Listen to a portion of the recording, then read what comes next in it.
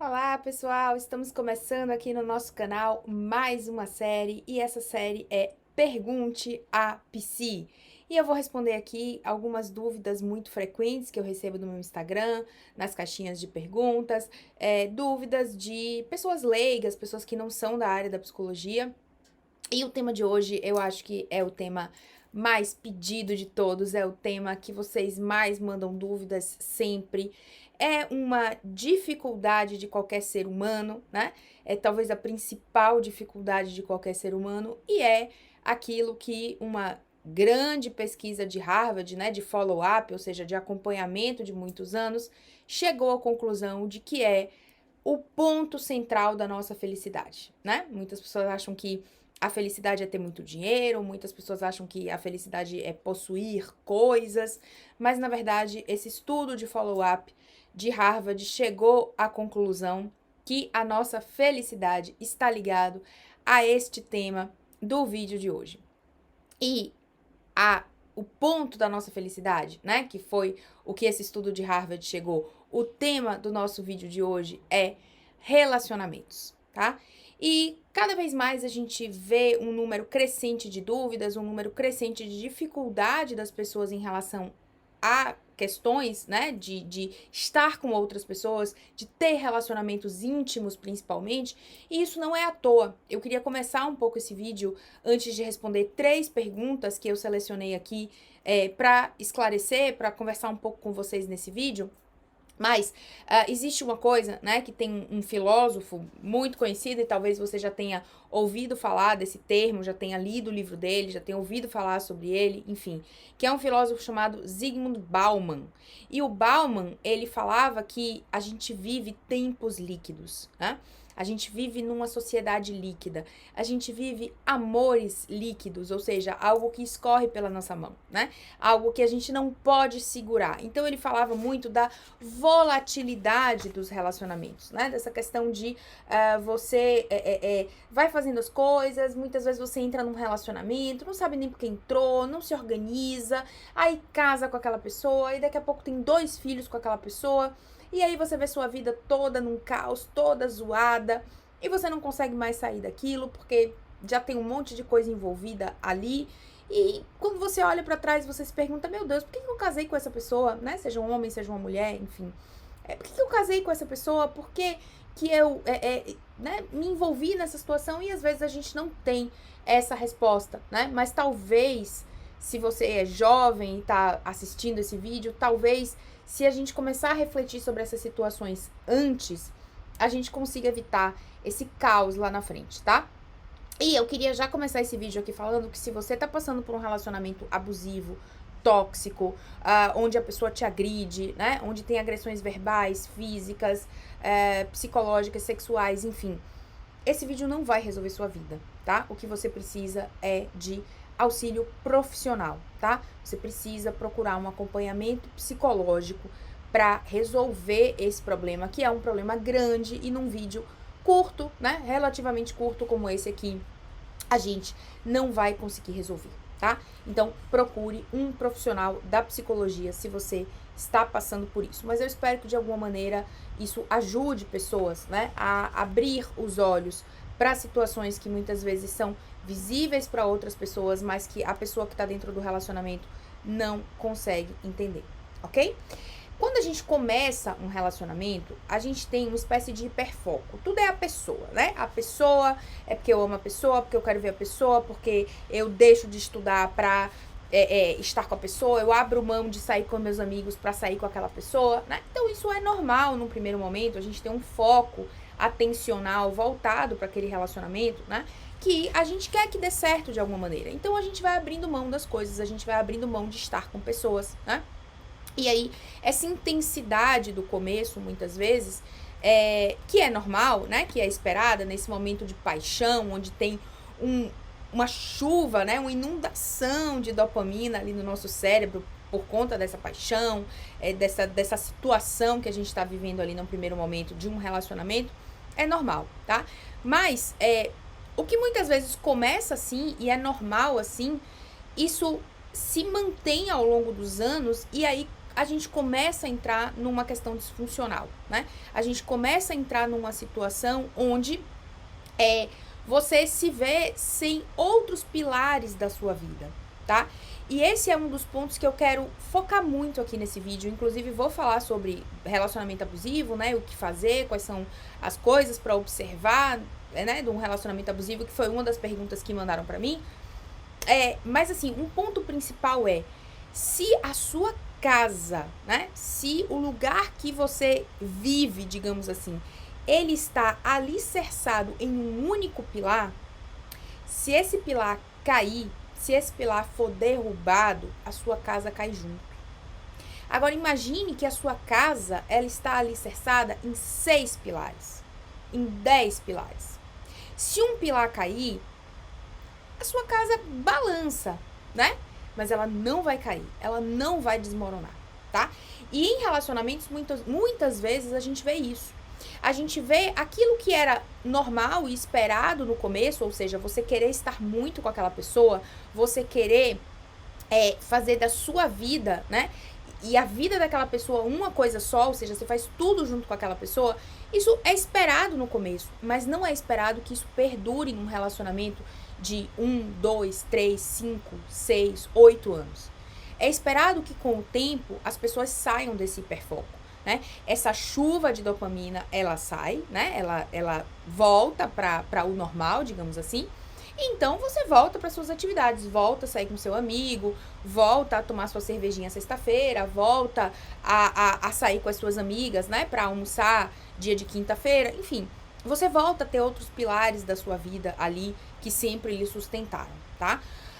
O grande problema é quando a pessoa não tem esses outros pilares. E mais um ponto, quando a gente termina um relacionamento, né, dependendo do tempo desse relacionamento, muitas vezes a gente vai ter que se acostumar, ou a gente vai ter que reaprender, ou algumas vezes a gente vai ter que aprender a fazer coisas que a gente nunca fez sem aquela pessoa. Então, muitas vezes, quando se termina um relacionamento, fica um buraco na nossa vida. E esse buraco, esse espaço vazio imenso que fica na nossa vida, né? Não só no espaço físico, por exemplo, se você morava com a pessoa, fica ali o lado da cama vazio, fica o armário da pessoa vazio, né? Ficam espaços da casa onde vocês sentavam para conversar, para tomar um café, vazios, né? Mas mais do que isso, tem coisas que você nunca fez, por exemplo, sem aquela pessoa, né? Então, relacionamentos muito longos, a pessoa nunca viajou sozinha, sem a presença do outro. E aí ela vai ter que aprender a viajar, né? Ou, sei lá, nunca foi pra academia sem o outro, né? E agora ela vai ter que aprender, entre aspas, aí sozinha. Tem até uma questão pessoal minha, né, que eu gostaria de compartilhar com vocês. Eu tive um relacionamento de 20 anos, né, que foi com o pai da minha filha, e eu me separei. E eu comecei a namorar com ele com 17 anos. E eu nunca tinha ido sozinha, por exemplo, pra uma festa, pra um bar, né, porque com 17 anos, enfim, eu era uma adolescente relativamente tranquila, gostava mais de ler, gostava mais de ficar em casa. E aí comecei a namorar com ele com 17 anos. E aí, a gente, em algumas situações, ia juntos, né, pra bares, pra restaurantes, pra algumas festas. E depois, né, com 37 anos, quando eu me separei, já tinha minha filha, enfim, eu não sabia ir pra esses lugares sozinha, né? Eu não sabia, eu ia chegar num bar, eu ia fazer como? Não tinha ninguém do meu lado, né? Então, assim, eu tive que reaprender um pouco isso, e não é fácil, né? Não é fácil, porque você nunca fez aquilo sem uma pessoa. E fica um vazio, fica um buraco, você não sabe o que fazer, você se sente desconfortável na situação. Isso é natural, né? Então, esse espaço vazio, esse buraco, esse hiato, né, que fica no fim de um relacionamento, o que você precisa? Você precisa ter outros pilares te sustentando. E se você não tem esses outros pilares te sustentando, o que sobra pra você? Né? Sobra um buraco grande, gigante, onde você se vê dentro e você não consegue sair. E você tenta sair desse buraco, mas você só chora e você só se desespera. E você quer a outra pessoa de volta, muitas vezes a todo custo, porque tudo é pior, né? Assim, não tem nada pior do que esse buraco que você está. Então, uma coisa que eu queria começar esse vídeo falando não deixe o seu relacionamento ser o pilar ou o único pilar da sua vida, tá? É importante, muito importante, que você tenha outros pilares. E eu vou falar, quando eu estiver falando de relacionamento abusivo, né, sobre a questão dos sinais, mas eu já quero que você guarde essa informação, tá? O seu relacionamento, ele não pode ser o único pilar da sua vida, tá? E aí, o que acontece? Quando acaba o relacionamento, né? Quando você se vê nesse buraco, porque muitas vezes o seu relacionamento era o único ou o principal pilar da sua vida, como eu falei, é tão ruim estar nesse buraco que qualquer coisa é melhor do que esse buraco. Ou seja, você quer sair desse buraco de qualquer jeito. E mesmo quando você pensa que o seu relacionamento era ruim, estava muito ruim, você sofria abusos, né, psicológicos, sei lá, você era humilhado, enfim. Mas qualquer coisa é pior do que esse buraco que você tá hoje. E você sente falta desse relacionamento. Porque, na verdade, nossos relacionamentos não passam de hábitos, né? A gente se habitua a ter aquela pessoa. A gente se habitua a estar ali com aquela pessoa todos os dias, a tomar um café com aquela pessoa. Ainda que existam muitos problemas, né? Desde problemas leves, como discussões, que são normais em todos os relacionamentos, até abusos físicos, psicológicos. Mas ainda assim aquilo é um hábito, né? E quando a gente termina um relacionamento, a gente tende a superestimar as coisas boas que aconteceram naquele relacionamento e subestimar as coisas negativas, ruins, abusivas, enfim, que aconteceram naquele relacionamento. Então, por isso, as pessoas voltam para relacionamentos ruins, né? As pessoas perdoam o parceiro, a parceira, depois de anos de abusos e de humilhações e de traições e etc. Porque é muito difícil da gente se livrar de um hábito, né? A gente quer se livrar do hábito, sei lá, de fumar, qualquer coisa, e é muito difícil, mesmo que o hábito seja ruim, e mesmo que a gente saiba que aquilo é ruim. Então, relacionamentos, muitas vezes, são hábitos ruins, e a gente não consegue se livrar desses relacionamentos, tá? Então, um grande erro, talvez o principal erro que você precisa ficar atento quando a gente começa um relacionamento, a gente tende muitas vezes, né, e algumas pessoas têm uma tendência maior a fazer isso por fatores de personalidade, né, por questões individuais, história de vida, a gente tende a querer se unir com aquela pessoa de modo a fazer uma vida única. Tudo é a pessoa. Você vai malhar com a pessoa, né? Você vai treinar com a pessoa, você vai no restaurante com a pessoa, você vai no bar com a pessoa, você só sai com a pessoa. Tudo é a pessoa, né? Você não faz nada sem aquela pessoa, tá? E isso, como eu falei, pode ser saudável, pode ser normal no início, mas depois de um tempo passa a ser disfuncional. Depois de um tempo de relacionamento, quando essa dopamina volta para os níveis normais, a gente precisa retomar a nossa vida, a gente precisa retomar os outros pilares, tá? Então fazer tudo junto não é saudável. Você precisa ter o seu tempo e o seu parceiro, a sua parceira, precisa ter o tempo dela, né? Ou dele, tá? Então, não faça tudo junto, tenha a sua família, tenha momentos com a sua família, tenha momentos com os seus amigos, e o seu parceiro, a sua parceira também deve ter os momentos dele, né, ou dela. Por quê? Porque são os outros pilares da nossa vida.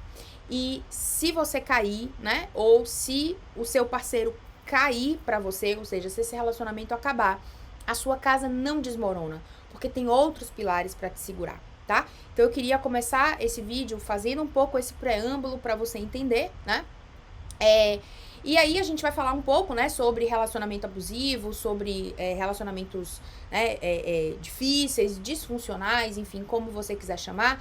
E aí a pergunta-chave, assim, desse vídeo aqui é: quando sair é a única opção? Ou seja, eu estou num relacionamento e quando eu devo saber que sair é a única opção que me resta. Quando eu preciso entender que eu não posso mais continuar naquele relacionamento, tá? Então, vamos responder as 3 perguntas que vocês mandaram pra mim nas caixinhas do Instagram que eu selecionei aqui pra gente conversar. Primeira pergunta: como saber se eu estou num relacionamento abusivo? Olha, existem muitos graus e muitos níveis de relacionamentos abusivos, e existem muitos graus e muitos níveis de pessoas dependentes de relacionamentos, tá? Então, existe aquela pessoa que sabe que tá num relacionamento abusivo, porém, ela tem uma dependência financeira e ela não consegue sair porque ela depende daquela pessoa, né, daquela outra pessoa que está com ela, e ela tem um filho, 2 filhos, 3 filhos, enfim, e ela não consegue, não pode se sustentar sozinha. Então existe ali uma dependência financeira que muitas vezes impede aquela pessoa de sair. Esse é um ponto, tá? E talvez esse seja até um caso menos complexo de resolver, porque a pessoa, de repente, ela pode conseguir um emprego, ela pode conseguir, mas ela tem consciência que ela está num relacionamento abusivo, e isso é o primeiro passo, tá? Mas tem outras pessoas que elas estão num relacionamento abusivo e elas não sabem, né? Ou tem outras pessoas ainda que estão num relacionamento abusivo, sabem que aquilo ali não é normal, tá cheirando mal, mas não conseguem sair porque tem uma dependência emocional imensa. E aí a dependência emocional vai desde uma crença disfuncional, né? Do tipo, ninguém vai me querer, então se ele me quer, apesar de tudo, eu tenho que continuar aqui, né? Então isso é uma crença, tá? Que precisa ser trabalhada em terapia. Até um quadro psicopatológico, né? Por exemplo, de um transtorno de personalidade borderline, de um transtorno de personalidade dependente, onde a pessoa tem condições financeiras de sair, é inteligente, é bonita, mas tem ali um quadro patológico grave, né? De um transtorno de personalidade, por exemplo, que ela não consegue sair daquela situação, mesmo descobrindo traições, mesmo descobrindo coisas graves, né? A pessoa se mantém ali porque ela tem uma dependência emocional gigantesca num quadro psicopatológico, tá? Então, a gente tem diversos níveis, né, de situações, tá? Mas o fato é, se você se questiona, olha, eu acho que tem uma coisa aqui no meu relacionamento que é estranha, né? Mas eu não sei, de fato, se isso é abusivo. Eu tenho dúvidas se isso é abusivo. A minha primeira dica é, eu espero que você tenha outros pilares, como eu falei, né? Eu espero que você tenha alguém da sua família que você confia, eu espero que você tenha um amigo muito próximo com quem, uma amiga com quem você possa conversar. Chegue para esse amigo muito próximo e diga, vem cá, eu queria ter um papo muito aberto aqui com você e eu preciso da sua ajuda. Tá acontecendo isso. O que você acha dessa situação? Você acha que isso é normal? Tipo, você já viu outros relacionamentos assim? Então, assim, peça a opinião de alguém, tá? Pode ser que seu amigo minta pra você. Pode ser. Às vezes, amigos dizem o que a gente quer ouvir, né? Nesse caso, procure um profissional da psicologia, relate o que tá acontecendo, peça a opinião profissional, né? O profissional é alguém neutro. É alguém que não vai falar o que você quer ouvir pra te agradar. Talvez o seu amigo faça isso. Tem, de fato, pessoas muito sinceras, né? Então, talvez você deva procurar um amigo seu que você saiba que é sincerão, assim. Você saiba que vai te falar a verdade na sua cara, mesmo que não te agrade, tá? Ou alguém da sua família, de repente. Ou peça a opinião de mais de uma pessoa. Ou, se você quiser encurtar o caminho, eu te aconselho a procurar um profissional da psicologia e relatar o que tá acontecendo com você. Se você tem dúvidas, né? Se isso é abusivo ou não. Se isso é normal dentro de um relacionamento ou não, tá? Mas, possivelmente, se você desconfia, existe uma chance razoável, né, de você estar passando por situações, né, de você estar passando por determinadas questões, né, que talvez não sejam esperadas para um relacionamento. Então, assim, como eu posso, Fernanda, identificar um relacionamento, né, disfuncional antes que a coisa fique feia, né? Antes de eu levar um tapa na cara, antes de eu passar por uma situação mais extrema, como que eu posso identificar, né? Então, vamos lá. O primeiro passo é, essa pessoa que está com você, né, seja o seu namorado, o seu namorado, o seu parceiro, a sua parceira, o seu marido, a sua esposa, enfim, é uma pessoa que tenta te afastar das outras pessoas, né? É uma pessoa que fala, olha, essa amizade não é pra você, olha, essa outra amizade tá... Ninguém é bom o suficiente pra ser seu amigo ou sua amiga, né? Isso, você precisa acender um sinal de alerta pra isso, porque, claro, de fato, existem pessoas, né, que amam a gente, querem proteger a gente, querem proteger de amizades ruins, de pessoas interesseiras, lógico, existem pessoas interesseiras, existem amizades ruins, é óbvio que sim, mas entenda, ninguém na face da terra presta pra ser seu amigo, né? A sua família... Todo mundo é péssimo na sua família, né? Então, fica atento a isso, assim, a essa necessidade de você ser isolada de todo mundo pra estar ali, disponível o tempo inteiro para aquele relacionamento. Isso é um sinal de disfuncionalidade, né? Porque não é normal que o meu parceiro, a minha parceira, enfim, a pessoa que está do meu lado, não queira que eu tenha outros pilares, né? Por que eu não posso ter outros pilares? Por que eu não posso ter uma relação próxima com a minha mãe, com o meu pai, com a minha tia, com as minhas amigas de infância, do colégio, né? Por que eu não posso ter essa relação próxima? Essas outras pessoas são o meu suporte social. Essas outras pessoas são os meus pilares. Então, se eu me afasto, se eu corto esses pilares, né? Se eu abandono esses pilares que também me sustentam, que são o meu suporte social, como a gente chama na psicologia, só me resta aquela pessoa. né? E isso é muito perigoso. E isso talvez seja conveniente para essa pessoa tóxica, abusiva, né? Ou como você quiser chamar, né? Porque fica mais fácil para essa pessoa te manipular depois, tá? Então, eu acho que esse é o primeiro e principal sinal de que alguma coisa não tá bem, né? De que essa pessoa, de alguma maneira, ela tá tentando te isolar de outras pessoas pra, talvez, te manipular lá na frente, tá? Um outro sinal, talvez um outro ponto, né, que você possa ficar alerta é o seguinte: explosões, né, de raiva, desregulação emocional muito forte, né? Então essa pessoa, ela bate na mesa, ela quebra coisas na parede, ela ainda não te agrediu, tá? Ela não encostou em você, mas ela bate na mesa quando ela tá falando com você, ela te assusta, ela pega, né, um copo, assim, uma xícara, e ela joga na parede com força e quebra, né? Então, assim, são situações que também a gente deve ficar atento. Essa pessoa, ela tem uma desregulação emocional muito forte. Claro, ela pode procurar terapia, ela pode melhorar, né? Mas se ela não se dispõe a procurar terapia, a melhorar, talvez as coisas evoluam. E esse é um sinal também de alerta, tá, gente? Lembrando que, assim, eu tô dando aqui dicas gerais, né? É óbvio que nem todo mundo que quebra prato, quebra xícara e bate na mesa vai bater em outras pessoas, tá? Mas eu tô tentando trazer aqui sinais, pontos que você pode ficar alerta e talvez juntando tudo isso, né? Possa ser um sinal de alerta para você buscar ajuda, para você buscar um apoio profissional, né? Para você buscar a ajuda da sua família, enfim, para você ficar atento aí a outras questões, tá? Então, eu acho que esses dois pontos aí são pontos fundamentais para você pensar, né? Para você entender, a pessoa te afastar de outras pessoas que você gosta, de outras pessoas que você ama, sua família, seus amigos, a pessoa ter atitudes agressivas de maneira geral na vida, né? Então, ter essa desregulação emocional, como a gente chama, né? Esses ataques de raiva, de fúria, ainda que não sejam diretamente, né, pra você, ou seja, a pessoa não te bate, né? Mas ela tem essa desregulação emocional muito forte, tá? Então, eu acho que isso aí são sinais importantes, né, pra gente prestar atenção e tomar cuidado, tá? Um terceiro, talvez, e o último sinal importante que a gente precisa atentar, né, é quando essa pessoa também, ela tenta te manipular de alguma maneira, né? Ela tenta fazer com que você enxergue coisas que no final das contas vai favorecer ela, né? Então, por exemplo, a gente pode estar diante de uma pessoa que de repente pode roubar o seu dinheiro, né? Pode pegar coisas suas, tá? Ainda que você tenha muito dinheiro ou pouco dinheiro, enfim, muitas vezes não importa, né?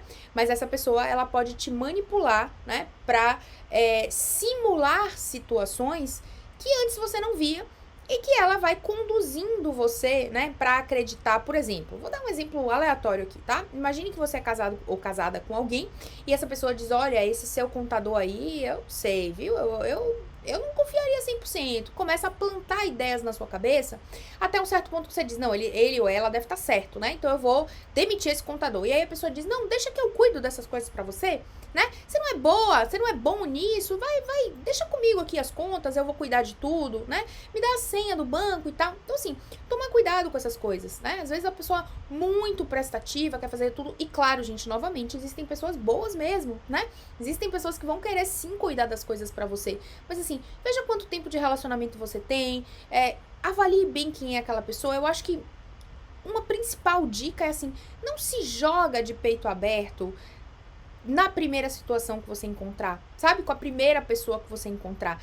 Eu vejo, né, e tenho inúmeros exemplos de casos clínicos de pacientes que eu atendi, que assim, com 6 meses de relacionamento já tava morando junto, com 1 ano, todas as contas já estavam na mão daquela pessoa, cartão de crédito, acesso a tudo, sabe? Então assim, calma, calma. Se essa pessoa for boa, for maravilhosa, você vai ter a vida toda, né, pra estar do lado daquela pessoa e dividir tudo da sua vida com ela. Mas assim, 1 ano, 2, 3, talvez seja pouco, espera mais um pouco, né? Conhece mais a vida daquela pessoa, conhece família, conhece outras pessoas com quem essa pessoa se relaciona, aprofunda um pouco mais essa relação antes de dar tudo pra outra pessoa, né? Antes de entregar cartão de crédito, senha, banco, contabilidade, tudo, calma, calma, né? Então, as coisas são conquistadas, as coisas podem ir acontecendo aos poucos, né? Então, vai com calma. Eu sei que tem pessoas que são muito intensas, né? Mas não custa a gente tomar alguns cuidados e ir com calma, tá bom? Então, alguns sinais aí, né? Pra você perceber se você pode estar ou você está num relacionamento abusivo, eu diria que esses 3 aí são os mais importantes, tá? Aí uma segunda pergunta que me fizeram foi: o que fazer para acabar com a dependência emocional? Então, novamente, né? A dependência emocional, ela pode ser decorrente, né, de várias coisas, tá? O que a gente chama de dependência emocional dentro da psicologia? A dependência é um sintoma, certo? Então, quando a gente depende de alguma coisa, a gente pode ter desde um quadro psicopatológico, como eu falei, tá? E a gente pode ter uma crença disfuncional daquela pessoa, certo? Então, nem todo mundo que está numa relação disfuncional tem necessariamente uma dependência emocional. Às vezes, como eu falei, a pessoa está ali porque ela tem uma dependência financeira. Ela tem consciência de que aquele relacionamento é abusivo, é disfuncional, mas ela não pode sair naquele momento porque ela tem filhos, não tem como se sustentar, enfim. Então, nem todo mundo que está num relacionamento abusivo tem dependência emocional. Mas o que é a dependência emocional, finalmente?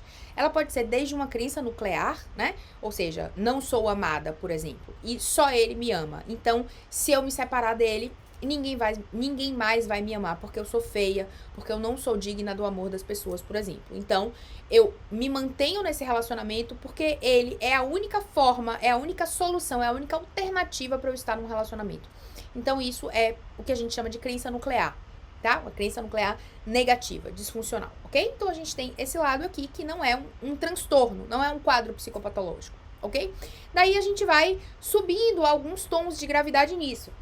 E a gente pode chegar, por exemplo, naquilo que a gente chama de traços, né? Então, a pessoa ela pode ter alguns sintomas ali de um transtorno de personalidade borderline, por exemplo, né? Que é essa necessidade, essa busca, né, pelo amor, pela aprovação do outro e um medo desesperado de ser abandonada, tá? Ou ser abandonado. É mais frequente em mulheres.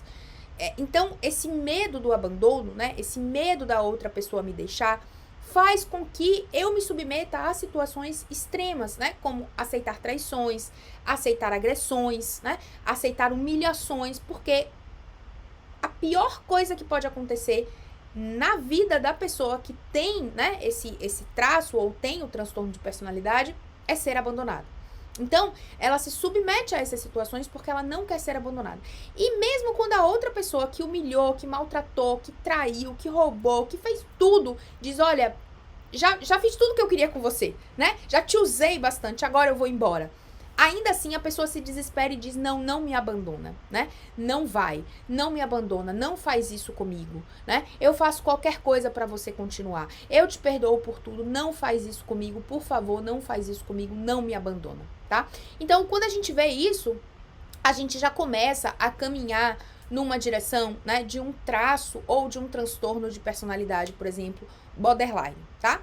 Existe um outro transtorno que também tem a ver com dependência, né, que é o transtorno de personalidade dependente. Nesse caso, a pessoa, ela tem uma dependência de não conseguir fazer coisas simples, né, sem o apoio, sem a ajuda de outras pessoas. Então, ela não consegue, por exemplo, resolver questões da vida diária, né? Ela não consegue ir num banco sozinha pra, sei lá, ver uma questão de uma aplicação na conta. Ela não consegue ir num banco pra pedir um empréstimo. Ela não consegue ter essa... isso que a gente chama de autoeficácia, né? Que é a capacidade de eu ter um problema, pensar nas soluções, escolher a melhor alternativa para resolver aquele problema e finalmente pôr aquela solução em prática. Isso é o que a gente chama de autoeficácia. E a pessoa que tem um transtorno de personalidade dependente, ela não consegue ter essa autoeficácia para resolver questões do dia a dia. Então, ela acaba sendo dependente dessa outra pessoa, né, com quem ela é casado, casada, para resolver essas questões da vida, tá? Então, quando a gente fala de dependência emocional, a gente fala de todo esse espectro, né? A gente fala de um sintoma, na verdade, que pode ser desde uma crença nuclear, passando por traços, né, de um transtorno de personalidade, até um transtorno de personalidade propriamente dito, tá? Então, o que fazer para acabar com a dependência emocional? Olha, em todas essas situações que eu falei, A forma de acabar com essa dependência emocional é você trabalhar isso em psicoterapia. É você procurar um profissional da psicologia, seja para trabalhar essa crença nuclear disfuncional de que só aquela pessoa te ama no mundo, ninguém mais te ama, ninguém mais vai te querer e, portanto, você se mantém ali naquela relação, como para tratar, né, um transtorno de personalidade ou traços de um transtorno de personalidade, tá? Isso tem tratamento. Transtornos de personalidade têm tratamentos. O borderline, por exemplo, tem até um padrão ouro para tratar, que significa que existe um tratamento específico para o transtorno de personalidade borderline que faz com que a pessoa consiga viver relações mais saudáveis, né? Então, o padrão ouro, né, o melhor tratamento existente, né, do que a gente sabe hoje na ciência para tratar transtorno de personalidade borderline é a terapia comportamental dialética, tá? Ou a sigla que a gente usa em inglês, DBT, ok? Então, a DBT hoje, ou a terapia comportamental dialética, é a melhor evidência que a gente tem, é o melhor tratamento que a gente tem para tratar esse extremo da dependência que seria o transtorno de personalidade borderline, tá? Então é muito importante você saber disso para você procurar uma ajuda especializada. É assim que você vai conseguir sair dessa dependência emocional, seja isso uma crença, um traço ou um transtorno. Existe tratamento para isso. Busque ajuda, ok? E a terceira e última pergunta foi: como saber se o meu parceiro é narcisista, é psicopata, né? Como saber se essa pessoa que tem um relacionamento abusivo comigo, né? O meu parceiro, a minha parceira é narcisista, é psicopata. A primeira coisa que a gente precisa entender é: nem todo mundo que tem ou está em um relacionamento abusivo é narcisista, é psicopata, tem um transtorno, né? Necessariamente, tá? Eu me preocupo muito com isso porque esses termos, né? Narcisista, psicopata, né? Esses termos, eles caíram no senso comum e as pessoas começaram a usar isso de modo aleatório, né? Então, assim, quem deu esse diagnóstico de transtorno de personalidade narcisista? Quem deu esse diagnóstico de transtorno de personalidade antissocial, né? Que é o termo técnico para psicopata. Quem deu esse diagnóstico? Foi um profissional que deu? Ou você viu num vídeo do TikTok, do YouTube, do Instagram e daí você disse: ah, acho que essa pessoa tem isso. Cuidado com isso, tá? São diagnósticos difíceis, complexos. Mesmo um profissional da psicologia, da psiquiatria, né, que são os dois profissionais especializados nesse diagnóstico, que tem habilitação para dar esse diagnóstico, mesmo a gente muitas vezes tem dificuldade, né? Mesmo quando chega um paciente, às vezes a gente leva tempo para bater o martelo e dizer: tem personalidade narcisista, tem personalidade antissocial. Às vezes leva meses, né? Então, não queira ver um vídeo do TikTok, não queira ver um vídeo do Instagram, do YouTube e fechar um diagnóstico para o seu parceiro ou para sua parceira. Isso é algo complexo, tá? Diagnóstico de personalidade é complexo. Então, assim, primeiro talvez o seu parceiro não tenha, né, diagnóstico nenhum, tá? E daí seja só um traço de personalidade dele, né, ou dela, ser mais ter essa característica de manipulação, né? Ter essa característica de ser mais agressivo ou agressiva, tá? Então, isso, primeiro, não necessariamente é um transtorno de personalidade, tá? Se for um transtorno de personalidade, daí você tem duas opções. Porque esses transtornos especificamente, tanto narcisista quanto antissocial, dificilmente buscam ajuda. E quando buscam ajuda é para resolver um outro problema. Por exemplo, uma ansiedade, né? E aí, quando esse problema da ansiedade, por exemplo, está resolvido, a pessoa ela sai da terapia, ela não se engaja, né? Porque esses transtornos de personalidade é aquilo que a gente chama de transtornos egocintônicos, ou seja, a gente tem ali, né, a pessoa tem um entendimento de como se aquilo fosse parte dela, e é de fato, né, porque é a personalidade dela, ainda que seja disfuncional. É diferente, por exemplo, de uma depressão. A depressão é egodistônica, ou seja, o paciente ele consegue identificar claramente: antes da depressão eu era assim, antes disso eu era assim, depois eu fiquei assim. Né? Então é egodistônico, ou seja, tem uma distância entre eu e o problema, né? Por isso ego, eu, e distônico, distante, tá? Então, existe uma distância entre eu e o problema. Eu consigo ver onde o problema começou. Nos transtornos de personalidade, não. A pessoa, ela entende aquilo ali como o jeito de ser dela. né? Por isso que a gente diz que é egocintônico, ou seja, está em sintonia com o seu eu. Eu não consigo perceber a disfuncionalidade. Então, essas pessoas, elas dificilmente procuram acompanhamento psicológico, porque elas percebem isso como parte delas, né? E aí, pra você, né, que está num relacionamento com um parceiro ou com uma parceira que de fato, novamente eu vou repetir, esse diagnóstico foi dado por quem? Tá? Mas se de fato a pessoa tem um transtorno de personalidade antissocial ou narcisista dado por um profissional, lhe restam duas alternativas. A alternativa número 1 é sair desse relacionamento. A alternativa número 2 é buscar terapia para aprender a sofrer menos nesse relacionamento, porque você vai sofrer, tá? Mas você pode aprender a sofrer menos nesse relacionamento, né? Ou ainda, uma terceira alternativa seria procurar terapia para fazer a primeira alternativa, que é sair desse relacionamento. Então, você não consegue sair sozinha, você entende que é disfuncional, e aí você vai buscar terapia para que um profissional te ajude, né, a se estruturar, a ter forças, a não depender mais psicologicamente daquela pessoa, e então, finalmente, conseguir sair desse relacionamento, tá? Então, basicamente, restam para você essas três opções. Mas, novamente, eu quero frisar. Quem deu esse diagnóstico? Foi um profissional da psicologia ou da psiquiatria? Ou você viu no Instagram, no TikTok e daí saiu diagnosticando as pessoas, tá? Porque é um diagnóstico complexo, ok? Mas nem todo mundo que está, né, ou que impõe um relacionamento abusivo, um relacionamento disfuncional a outra pessoa, necessariamente tem um transtorno, tá? E aí, pra fechar, eu só queria falar um pouco, né, sobre essa diferença entre abusivo, tóxico, que muitas vezes também as pessoas me perguntam, tá? A gente não tem uma definição científica para isso, né? Não tem uma definição uníssona, uma única definição na literatura. Mas, via de regra, a gente costuma entender, né, que um relacionamento tóxico é algo mais leve, talvez, do que um relacionamento abusivo, né? Abusivo vem de abuso, então significa, talvez, que você já está sendo abusado ou abusada de alguma forma, né? Abusada psicologicamente, abusada sexualmente, abusada fisicamente, né? Ou seja, alguma dor já está sendo infligido a você, né? Infligida a você ali naquele momento, tá? Então, essas diferenças são, né? Esses termos, digamos assim, né? São questões aí que, na verdade, a gente usa de maneira leiga, né? De maneira não técnica, né? Porque não são termos, assim, digamos, definidos pela ciência, tá? Mas o que a gente tem, né, é que normalmente a gente usa dessa maneira, tá? Então, o tóxico seria algo ali, né, onde você se vê numa situação que você tá presa, que você foi meio que afastada de outras pessoas, mas ainda não há um abuso, seja esse abuso físico, psicológico, sexual, tá?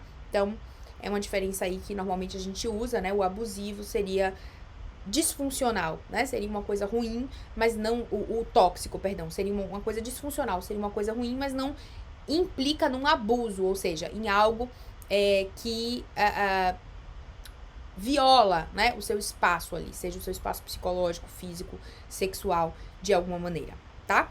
Então, novamente, se você está vivendo um relacionamento desse, eu espero que esse vídeo tenha te ajudado a pelo menos conseguir enxergar essas coisas, mas o objetivo desse vídeo não é fazer você sair desse relacionamento sozinho, porque infelizmente eu daqui, né, não tenho essa capacidade de te ajudar dessa maneira, até gostaria, mas infelizmente não é possível, né, num vídeo curto como esse, nem num vídeo longo tampouco. Você, de fato, precisa de um acompanhamento psicológico para sair dessa relação. E isso é muito importante, tá? Busque ajuda, busque um profissional da psicologia para te conduzir nesse processo de você conseguir sair dessa dependência emocional, sair desse relacionamento, seja abusivo, seja tóxico, seja disfuncional, como você quiser chamar, tá? Mas é importante você procurar ajuda profissional para sair disso, tá? Isso é muito importante. E fora isso, se você vai entrar num relacionamento, se você está pensando em entrar num relacionamento, se você já está num relacionamento que não é disfuncional, nem abusivo, nem nada, fique atento a isso, fique atento a esses sinais. Fique atento principalmente a esses outros alicerces da sua vida. Isso é muito importante, tá? Não deixe que esses outros alicerces sejam quebrados, sejam tirados de você. Mantenha o seu suporte social. É muito importante que você tenha contato com a sua família, contato com os seus amigos, que você possa buscar eles em momentos, né, onde o seu relacionamento ficar difícil, ficar complicado, ficar disfuncional, ficar tóxico, ficar abusivo, o que quer que seja. Mas é muito importante que você possa buscar ajuda dessas pessoas, tá? Então, mantenha esses seus pilares de pé, mantenha o seu suporte social perto de você. Isso pode ser de grande valia em qualquer momento da sua vida, tá bom? Eu espero de coração ter ajudado vocês, eu espero de coração que se você está num relacionamento como esse, vendo esse vídeo, você possa buscar ajuda, tá bom? É isso, a gente se vê, um beijo, até mais.